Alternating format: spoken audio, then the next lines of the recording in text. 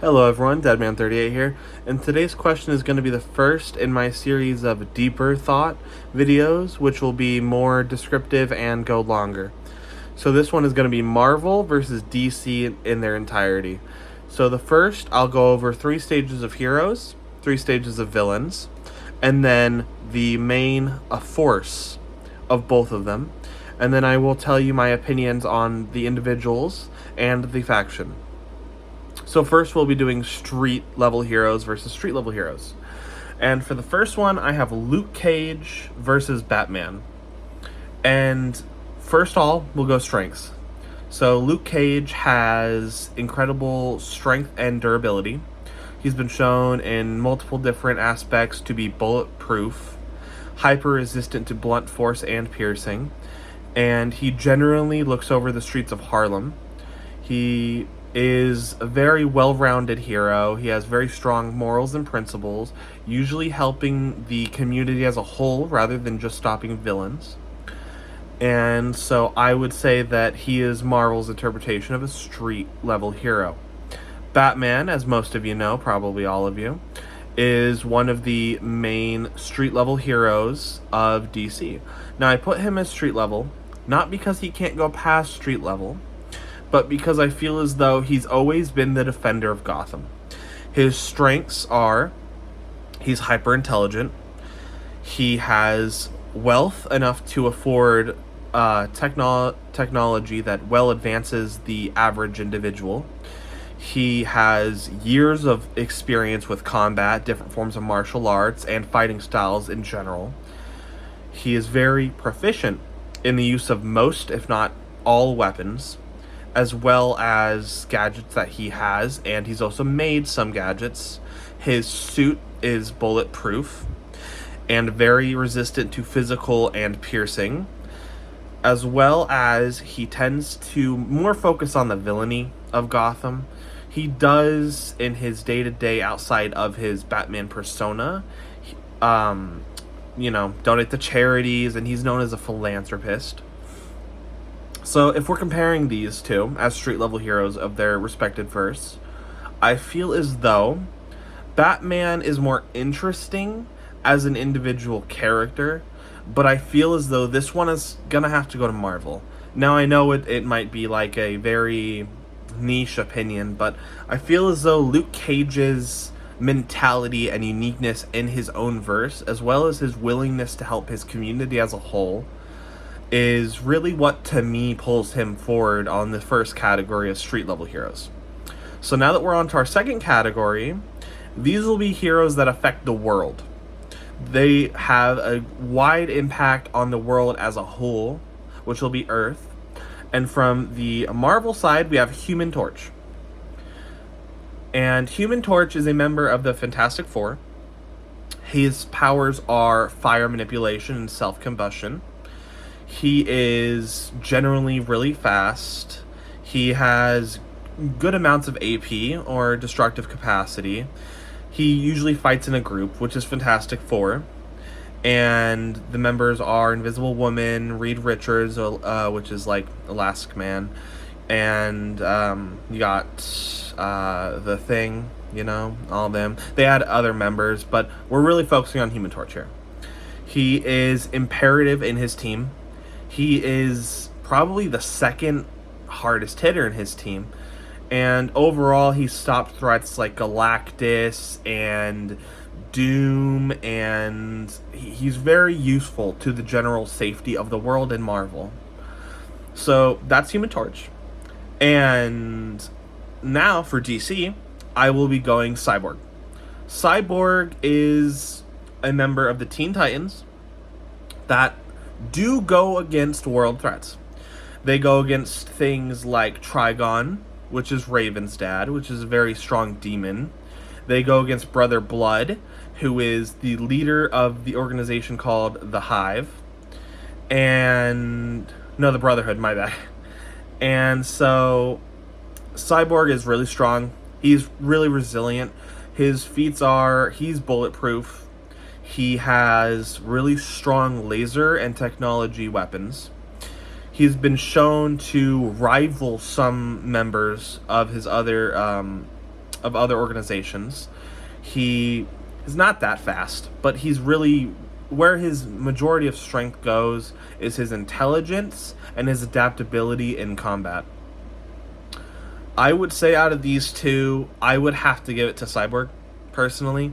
Cyborg overall is really the backbone of the defense aspect of the Teen Titans, as well as their utility to diffuse bombs that the enemies place, to be a general supporting role for his group, as well as being a reliable and resilient member of his team. And I feel as though if Cyborg left the Teen Titans, it would have more of an impact than if Johnny left the Fantastic Four, which he has in some comic book series. So right now, the hero side, it would be one to Marvel and one to DC. And now we'll go Universal. So these characters, these heroes, they protect the overarching aspects of the galaxy when it comes to their respective universe. And first, from the Marvel side, I will do Nova. Nova is a member of the Nova Corps, who are similar to what you would Guardians of the Galaxy. They protect the overarching sector, and they protect it like a police force. Nova himself has pretty strong durability. He's definitely bulletproof. He can take pretty strong hits, both blunt and piercing, and his real strength is his power. With his helmet, he shoots blasts of what I can only really assume is Nova energy, and they're super strong. They've been shown to go through things like steel and concrete incredibly easily. And as far as I'm concerned, at least, Nova is the only real member of the Nova Corps that's really shown in things. I saw Nova in the Amazing Spider-Man series, or the Ultimate Spider-Man series, my bad. And I liked him as a character. They made him a little silly, but he was really good. So that is the Marvel galaxy-wide hero. And then we'll go to DC, which is, obviously, Green Lantern would be the comparative. And Green Lantern is a member of the Lantern Corps, specifically the green variety of the Lantern Corps. And I will be specifically talking about Hal Jordan, because that's the one I'm most familiar with, and that's the one I kind of like the most, honestly. So as far as Hal Jordan is, he's one of the strongest members of the Green Lantern Corps. He goes over the general sector of the Milky Way, and I believe he goes a little farther out of that. He's been shown countless of times to fight galactic level threats, similar to Parthenax, which is the embodiment of fear, and the pretty much power source of the Yellow Lanterns, which are the rivals to the Green Lanterns. He goes to Earth and he tries to help in a majority of the big threats that affect the planet and the universe, constantly having to sideline his duties on Earth due to the fact that he needs to help other people in the Milky Way galaxy. So he has really good durability. He can make shields and armor if he wants to, out of his willpower, as well as having pretty good feats of attack potency as well, forming things like miniguns, bats, and hammers. He really makes up for any shortcomings that he could have with his versatility of his ability to use the Green Lantern spectrum to its fullest extent. Now, as far as I'm concerned, if we're going for overall effectiveness, I would have to give it to Green Lantern on this one. So for the hero side, we have Luke Cage, who I believe is a better ground street level hero for the Marvel universe than Batman is street level for the DC universe. And then we have, for the Earth-based tier, we have Human Torch versus Cyborg, who I believe Cyborg is the more efficient overall heroic world hero. Then for the final tier, as we just went over, I believe Nova and Green Lantern. I think Green Lantern is a more efficient galactic hero. And so that is the hero section. Now we get to the villain section. So the street level villains will be villains that primarily affect the street in which they're in and the general city. So I have Rhino, who is very strong, very durable, usually a villain of Spider-Man, and he does a lot of damage. Sometimes he steals technology, but he usually stays in New York. He's usually the type of villain that messes with banks, steals collateral damage, and does a lot of damage to the city itself. He has been shown to take punches from Spider-Man, holding back, we can assume. Depending on the version of Rhino, which I'm going the one where he is pseudo-mutant, and he's really strong and big, not the one where he's doing a machine, because I just don't really like that version that much. And so that's Rhino. And then we have, on the DC side, we have Mr. Freeze. He is a man trying to save his wife. He doesn't have any real powers, but he has incredible cryogenic-based weaponry, and his suit is very technologically advanced. He does have the weakness that he has to be in a pseudo-cold area to stay alive, and he tries to stay to the general area of Gotham to raise money in order to raise money by, stealing it from banks. And he also steals technology from other areas to try to save his wife that has a disease, and he's trying to save her by having the technology and resources to research a cure. Now, he's generally strong. Yeah, he's not the best durability-wise, honestly. He makes up for it, though, in his weaponry. His weaponry ranges from the small cryo gun to a literal cryogenic flamethrower. He has been shown countless times to be a strong enough villain to stand on his own, and his influence on Gotham is really strong. I think if we have to compare these two villains and their general ability to cause damage, I think Rhino can cause more damage, but I think Mr. Freeze has more impact on Gotham as a whole, and even to Batman, having Batman morally conflicted sometimes when detaining Mr. Freeze, than Rhino does on Spider-Man and or New York City. So I gotta give this one to Mr. Freeze. Now we're going to world threats, and this one I'm kind of excited for. And we have Doctor Doom, who is the Marvel villain, and then we have Lex Luthor, who is the DC villain.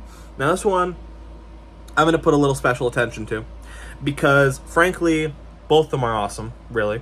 So Doctor Doom is an incredible villain. He is the leader of a country called Latveria, and he is a great leader in Latveria.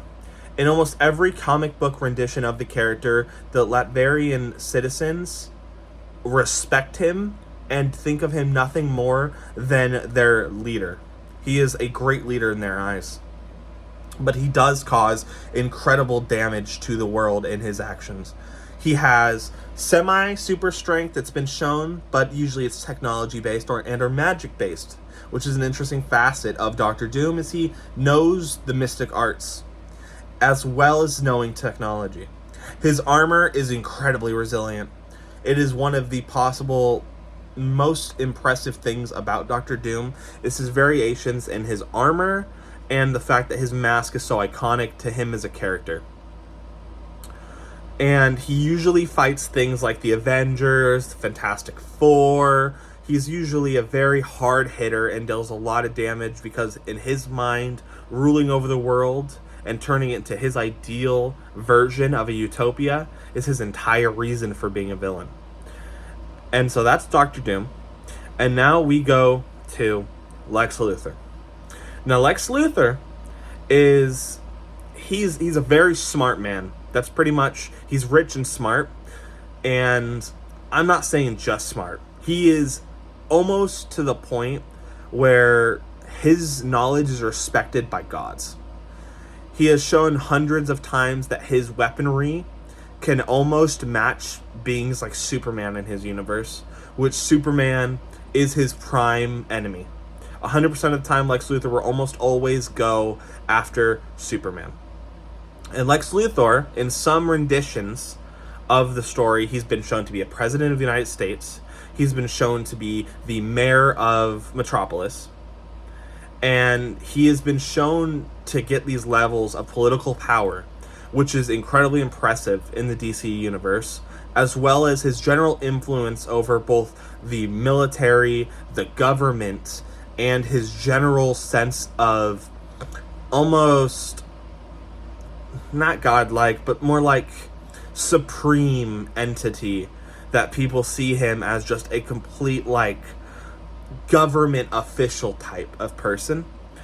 So as far as I'm concerned, Lex Luthor has armor. I brought up the technological advancements he has, but his suit is very thick, it's very strong, he uses missiles, lasers, and it's very physically capable.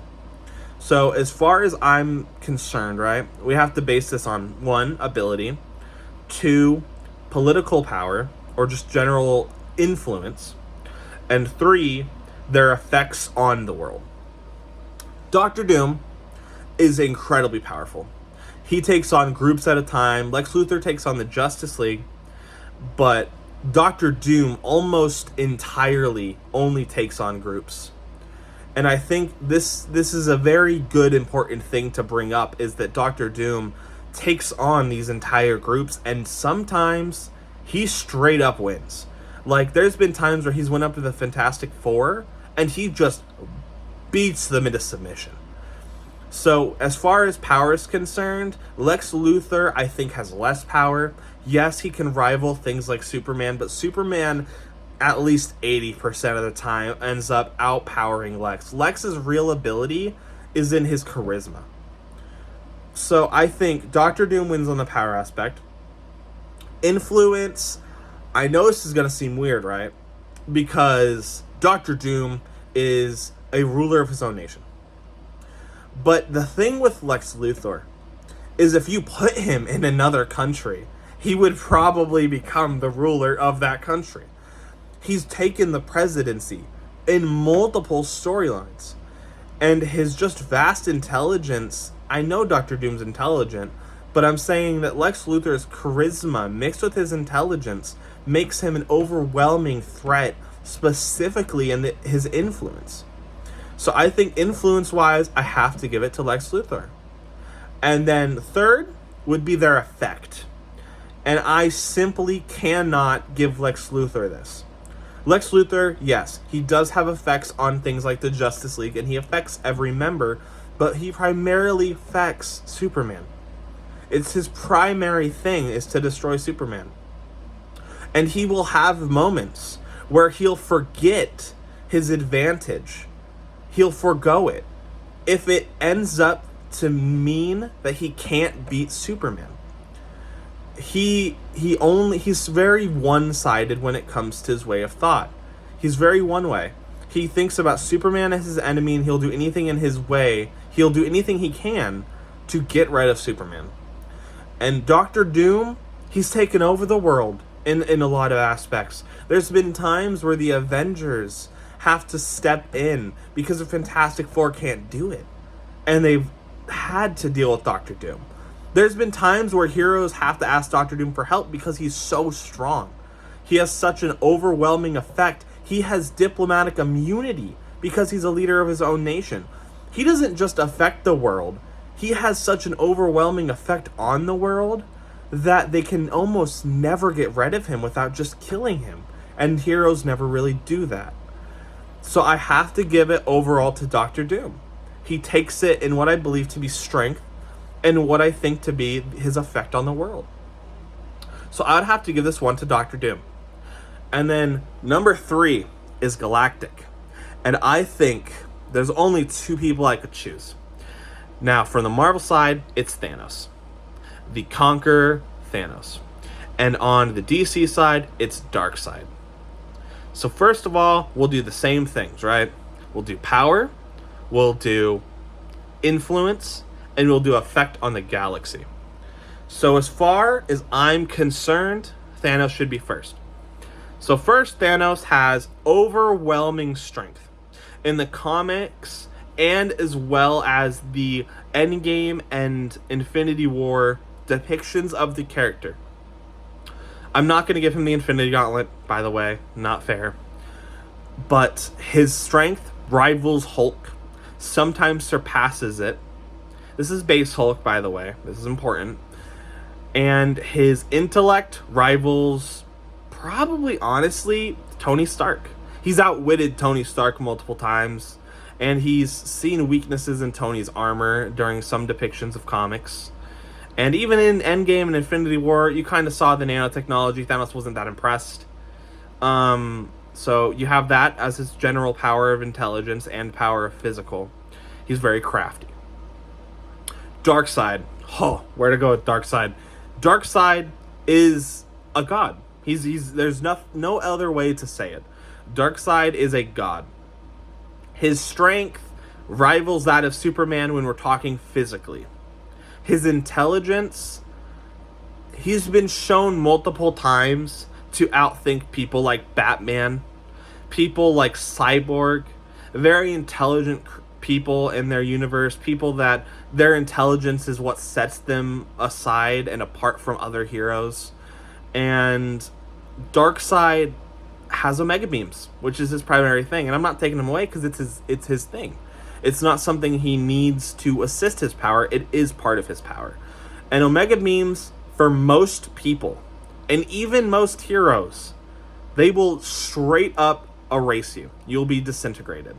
And they travel so fast that the Flash has been shown in a lot of his renditions of his character to barely be able to outrun them. So, as far as power goes, I have to give it to Darkseid. Darkseid is more physically strong. He might not be as smart as Thanos, but I think he is. So I gotta give Darkseid that, right?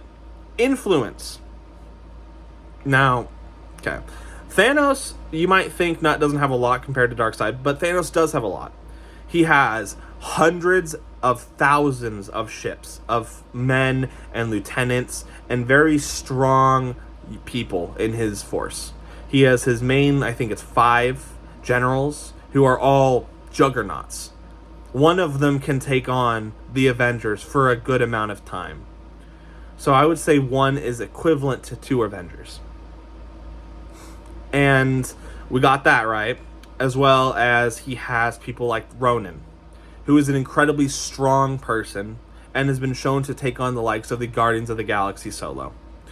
So I have to give it to Thanos that he has a chance. But now here's the thing. Darkseid has an entire planet, and he doesn't just have one. He has Apokolips, which is a planet of molten lava, just absolute savagery and darkness and slavery, and just every bad thing you think about goes on that planet. And he is the absolute epitome of the ruler of that planet. There is no doubt about that fact. He has generals like Granny Goodness, and I honestly can't remember the rest of his leaders, but he has Granny Goodness, who in her own right could take on 2 of Thanos' generals. I'm gonna be honest with you. She is an absolute powerhouse of psionic and strength abilities, as well as she trains Valkyries that are like dark Valkyries, and themselves have been shown to take on people like Wonder Woman.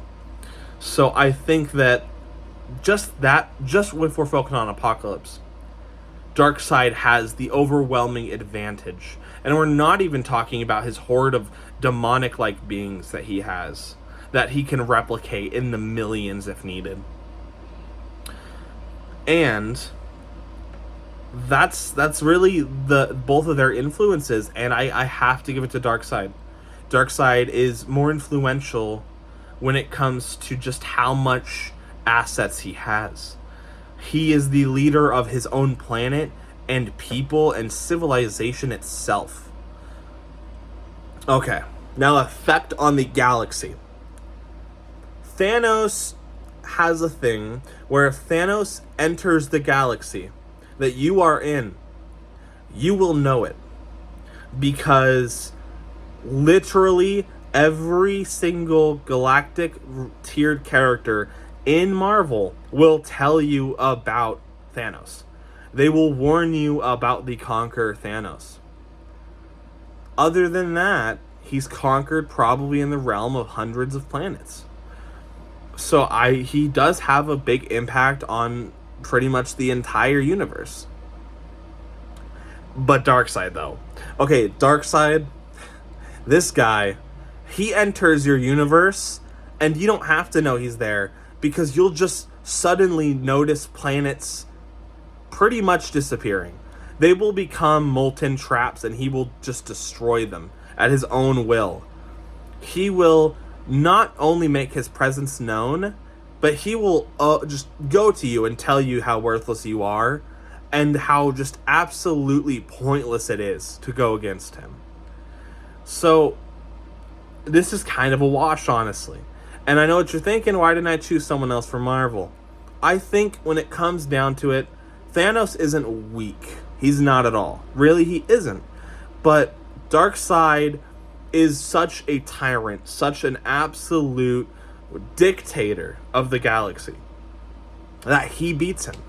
Because Darkseid is the epitome of a tyrannical overlord in the DC universe. So that is the heroes and villains. And the point totals right now, it will be 1 point for Marvel because of Luke Cage, 1 point for DC for Cyborg, another point for DC for Green Lantern. So the heroes, it was 1 Marvel, 2 DC. For the villains, it was 1 Mr. Freeze, 2 Doctor Doom, and 3 Darkseid. So right now, DC is up by 1 point. The total scoring at this point would be 2 Marvel and 4 DC. So, given that, we have the big one. And this is what I believe is the absolute epitome of the universe when it comes to groups. Their main factions. And I am choosing for the Marvel, the Avengers. Now, I'm not choosing the West Coast Avengers. I'm not choosing the New Avengers. I am going to be fair and probably, in my opinion, the most commonly known, which are the Avengers we see in the Avengers movie. So that would be Hawkeye, Black Widow, Hulk, Captain America, Iron Man, and I am going to add the Scarlet Witch in here. She's not really always in it, and this might be controversial, but I'm going to add her because I feel like it'll help because they do have a less numbers. And I'm not going to go adding everybody like Falcon, but I probably should actually. I'll add Falcon as well because Falcon is a member. He's important to the Avengers, especially in the newer sections. So just to recap, we have the Hulk, Captain America, Hawkeye, Black Widow, Wanda, which is Scarlet Witch, and then we have Falcon. So, given Iron Man, obviously, by the way, sorry, and that's the Avengers. So what do they have on the general effect of Marvel? Huge. We're going power. They have powerhouses that are incredibly strong and incredibly useful. They have people like Iron Man, whose versatility in combat is incredible. He can fly, he shoots straight up lasers that deal good to decent amount of damage in that universe. He's incredibly intelligent. Usually him and Captain America are the leaders of the group. Also have Thor. Avengers has Thor, I can't believe I forgot about that. So Thor as well is incredibly important to them. Thor's damage is probably the highest. Other than Hulk, but I would say Thor overall deals more damage. So when we are looking at the Avengers as a whole, they have a well-rounded team, very diverse. Their weakest part is their durability. That is their weakest part. The most durable members of their team are Thor, Hulk, Captain America. By far, they are the most durable. The strongest hitters are probably Thor, Iron Man, and Hulk. So now that we have that, we'll go to the Justice League. And I know I skipped the influence and the effect, but I kind of want to do that when I talk about the power for the Justice League as well, because it's important I distinguish the power sets first.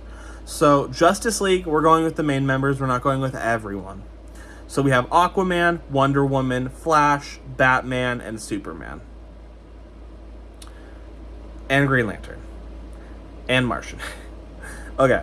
So they have heavy hitters. They have incredible heavy hitters. Incredible. So we're going power, just straight up top three that go into power, right? It's Superman, it's Wonder Woman, it's Superman and Wonder Woman, and then this is kind of contentious, but I would say the next heaviest hitter is most likely Green Lantern. Like, I might be controversial, but I'll go Green Lantern. Most durable, Superman, Wonder Woman, and again, Green Lantern. So their heavy hitters and their durability are about equal. You know what? No, most durable is not Green Lantern. He's not in there. I would say it's Martian. Martian Manhunter is incredibly durable. So, strength. I gotta go DC. Superman is definitely more strong than Captain America. He's contentious with Hulk, but on a general scale, I would say that Superman is stronger than Hulk. So, that's speed. I would think the Justice League has it. They do. They have Flash. And the speed of Flash can only really be compared to, in this instance, Thor. And Thor is really fast, but he's not getting Flash. He's just not. So power and speed goes to Justice League. Intellect. Now this one's contentious. This one's very contentious because the Avengers have Tony Stark. And Tony Stark, let me tell you, is a certifiable genius. The Justice League has Batman. I think Tony Stark is smarter than Batman. I do. I just straight up do. So that is Justice League winning in the power department. Now let's go to influence. The influence that the Avengers have, they are the core group in the entirety of Marvel when it comes to defense. When it comes to world defense, town defense, if you need a group to stop a villain, the Avengers are the ones that get sent almost every single time. They are the influence when it comes to group superheroes. You have Fantastic Four, yes, and you have tinier groups. But the Avengers are always there and they're always known. The Justice League, they're known, publicized, literally published. They sell action figures of the Justice League members in some renditions of the story, as well as their heroes go to photo shoots, public releases, and stuff like that. Now, yes, they do have this in the Avengers as well. The reason I brought this up specifically with the Justice League is that they get direct government access that the Avengers don't. A lot of the Avengers storylines portray them having problems with the government. The Justice League, they talk directly to the governments. They have pretty much liaisons, advisors that they have with the governments to make sure that they can go places and support people. So I think when it comes to influence, it's very close. But I do think that the Justice League overall has more influence over their world. And last but not least is effect. The effect that this organization has on the world as a whole. And I'm going to choose to look at it this way. We've been shown what happens when these groups break down. We have. In different comic books and different storylines, we've been shown what happens when each group breaks down. And here's the thing. Almost every time the Justice League breaks down, the world goes to hell. Almost every single time the Justice League deforms, the world can't function without them anymore. So I have to give it to Justice League. And the final result will end up being, that will be 2-5. So Marvel gets 2 and DC gets 5. That means DC, from my perspective in this instance, is better overall to Marvel. Now, this does not mean that I love DC more than Marvel, or that I don't appreciate Marvel, or I don't appreciate DC. Let me tell you, I love heroes, and I love superheroes and supervillains, and I appreciate both for what they have. But this has told me that overall DC has stronger heroes and villains, and that their stories are more closely knitted together for me to tell you comparatively who had more influence, who had more strength, and who had more effect on their world, on their city, and on their galaxies. So this has been Deadman 38. Everyone have a good night. Put your answers to who do you think is better, Marvel or DC, and please subscribe.